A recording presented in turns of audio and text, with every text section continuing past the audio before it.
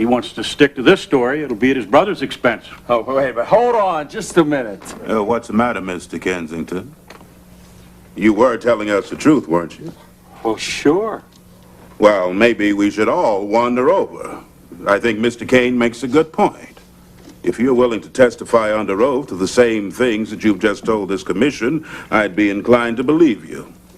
Yes. This hearing is adjourned until it reconvenes at the murder trial down the hall. Thanks, Roy.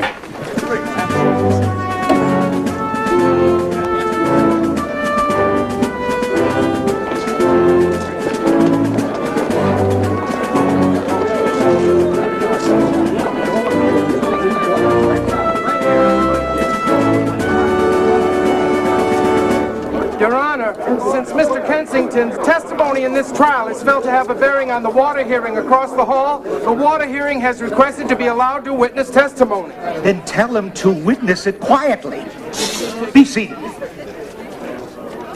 The state wishes to call Kane Kensington to the witness stand. No, you're obligated to stay. Kensington, you can't leave, sir. The state wishes to call Kane Kensington to the witness stand. Come on, let's sit down. Remember your promise. Excuse me. Excuse us, please.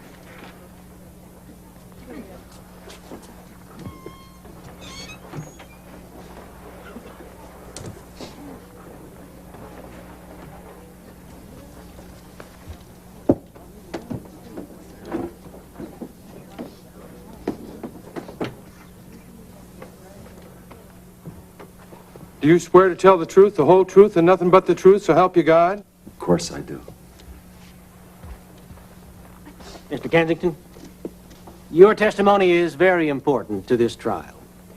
Now, you stated in your deposition that you believed your brother to be environmentally insane, and that in a rage he conspired with Billy Joe Bob to kill Ethel Duke because he believed she poisoned the river near your ranch. He also claimed that in the hearing.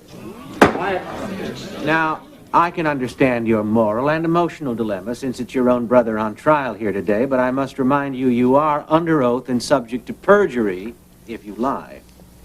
The question then, Mr. Kensington, is simply this. Do you stand by your pre-trial testimony, thereby convicting your brother and apparently corroborating your other testimony, or do you now wish to take back that testimony and run the risk of convicting yourself?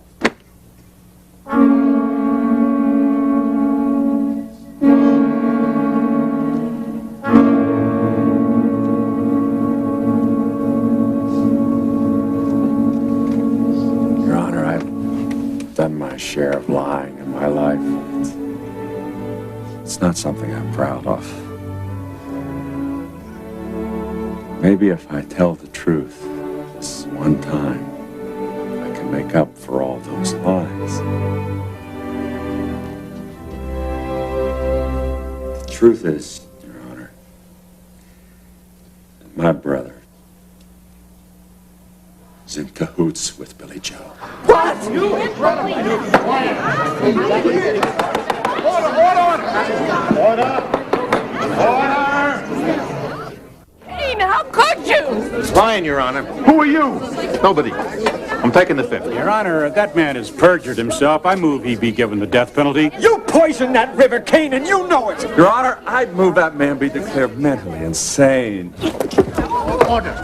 Order, do you hear? I'll have order in this court, or I'll clear the courtroom. Your Honor, I move for a mistrial. There is no mistrial. Mr. Kensington, sit down. But, Your Honor, please, if you'll only listen, my co-defendant's wife can prove that Kane polluted that water. Tell him, Bobby Joe, about that meeting in the study. Your Honor, I object. This is highly irregular. Considering the irregularity of everyone here, Mr. Kensington, I'm inclined to go along with this. Swear that woman in. You swear to tell the truth, the whole truth, and nothing but the truth, so help you God? Always do. Kane had a meeting 5 days ago with Mr. Acme. I don't know what they said, but I do know the very next day the river was polluted. That's circumstantial and coincidental, Your Honor. Order. I was there. I'll back her up. Now, here, I'm not taking the fifth. In fact, I'm taking a cab. Order, damn it! Now, one at a time. As I point to you, you will each tell me if you have anything to say that is relevant to this case. I have something relevant to say, Your Honor. Claim. I know who the murderer is. Who are you? I'm Yancey Kensington's illegitimate son. Yes? Quiet. Who's Yancey Kensington? Nobody, Your Honor. He's dead. Yes. Dead is right. And he killed him. He's lying. I never killed anybody. I never even shot anybody. Except him. And that was to protect her. If you didn't kill Yancey, then what were you doing at the dehydrator the night he died? Tyler? I wasn't at the dehydrator that night. I had an alibi. I was in Stockton that night. Ask anybody. If you weren't at the dehydrator the night that Yancey Kensington was murdered, then what was your Rolls Royce doing parked there? You drove my Rolls?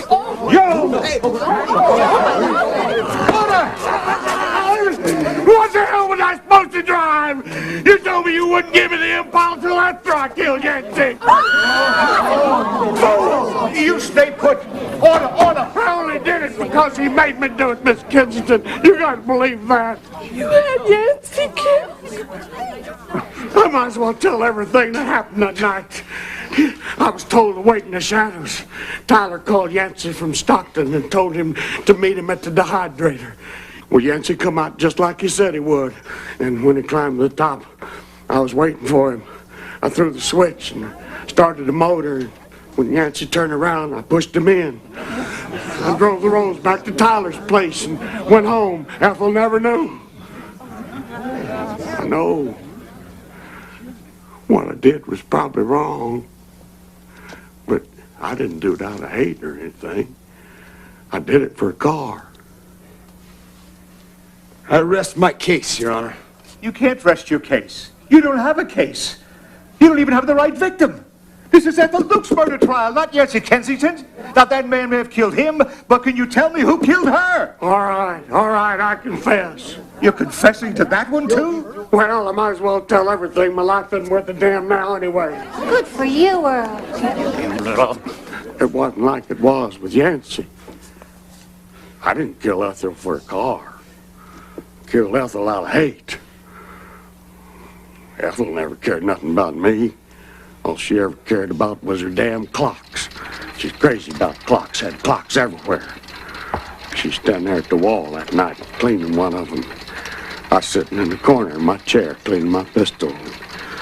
I hear her saying in that voice of hers, "Why don't you stop cleaning that stupid gun of yours? Come over here and clean my clock." Well, you could see the temptation, Your Honor. So I did just that.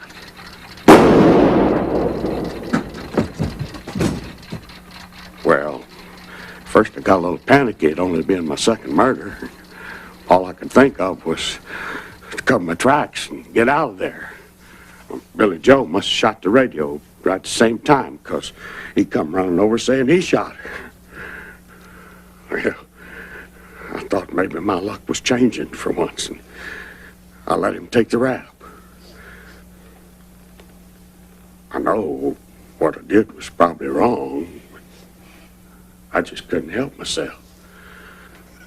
I mean, I almost had it all. Freedom, land, water rights, a Chevy. Now all I got's lifetime and hard labor. DDDLP's got everything. You stay put, Mr. Kensington. Bailiff, take Mr. Duke and Mr. Kane into custody. Charge them both with murder. Tyler. Yancey was your best friend. How could you? Surely. But I did. I did for love. How could you think I could ever love you after that? You mean you couldn't love me just because I killed your husband? Never. I feel like a complete fool. Come on.